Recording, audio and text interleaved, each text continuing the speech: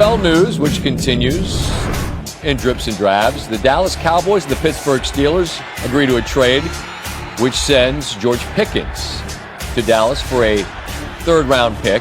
Cowboys also send a 27 fifth-round pick, and Dallas also gets a sixth coming the other way. Jeremy Fowler reports the Cowboys do not plan to extend Pickens' rookie contract, which enters into its final season. Now, the numbers for Pickens during his 3 seasons in Pittsburgh were all awfully similar. Handful of touchdowns, I believe it was 3, 4, and 5. Near or just above 1,000 receiving yards, roughly 60 catches. The ability is glaringly obvious. But so are his issues, which now have him on the list of Pittsburgh Steelers receivers who the team moves on from with Mike Tomlin as the head coach. You look at the list, most of whom did very little after leaving. However, Pickens is just 23 years old, and now he plays opposite CeeDee Lamb, who is one of the very best wide receivers in the game.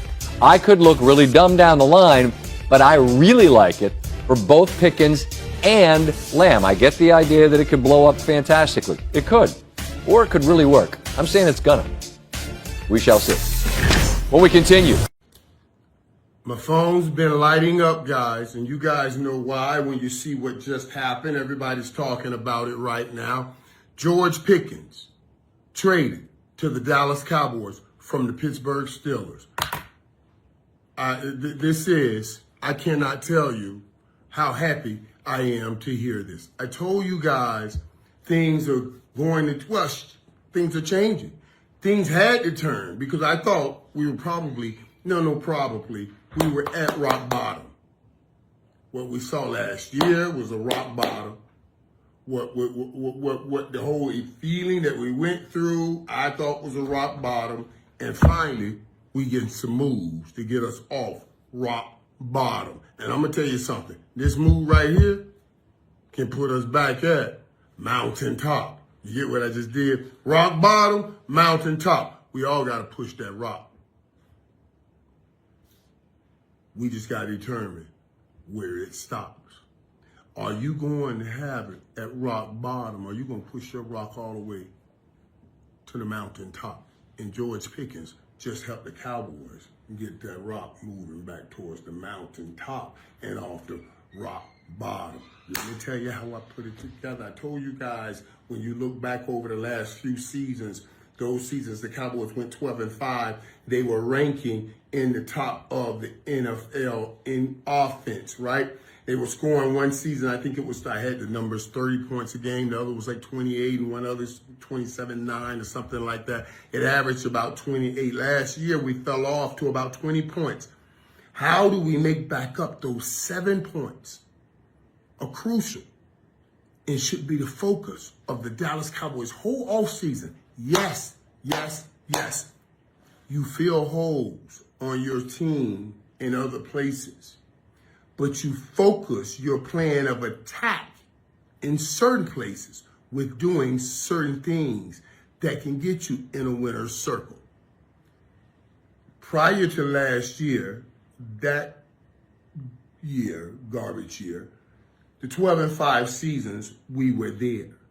And I'm saying the best plan, since we've invested so much, $60 million in a quarterback, another top money in receiver, $35 million in a receiver, that we got to get value out of that value. So let's focus. Even though we got to put a whole bunch of money into Michael Parsons, let's focus on making this offense back like what it was. And he did, and we went in the draft and did that. I came out of the draft so happy with the draft pick. Told you guys I talked to him, talked with his father, love what he is. I love what they're bringing in the locker room. And then I love the way they went and picked up the running backs. But here's the last hole that we were talking about on the offense. Go make me a splash at wide receiver. And I said it on the show the day after we got Tyler Booker. I said, I'm glad we got him. Now go bring me George Pickens. And they did. And I'm telling y'all, this is great.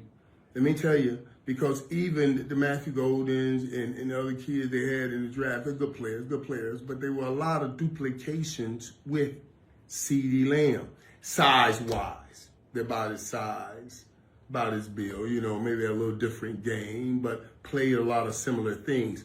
We got a man that knows how to roam better than anybody in the dome, at the middle of the field, and control the whole game. He's our Tyreek Hill, and that's CeeDee Lamb. He's the best at it. We don't need to go looking for somebody else. He's the best at it. And what I wanted and what we got was somebody to complement this. And this is what I think is great, because since there are different types of receivers, they complement and they won't complain. Compliment instead of complain.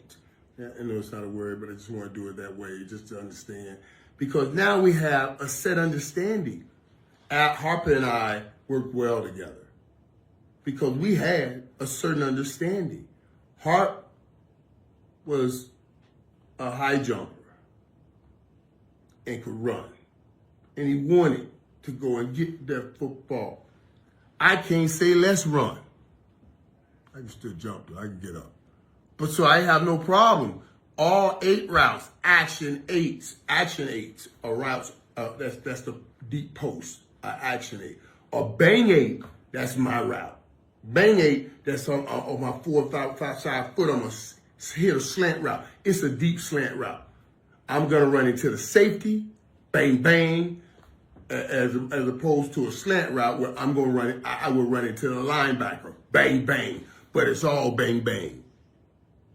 Action 8s, deep post, over the top post, those Alvin Harpers. We had a distinct understanding, and we did what we did, that we were different. I wasn't trying to be Alvin. Alvin wasn't trying to be me, and he made it work. That's what I see here with the George Pickens. See, George Pickens ain't trying to be CeeDee. CeeDee can't be George Pickens. That's what makes this work. CeeDee can masterfully control the whole field.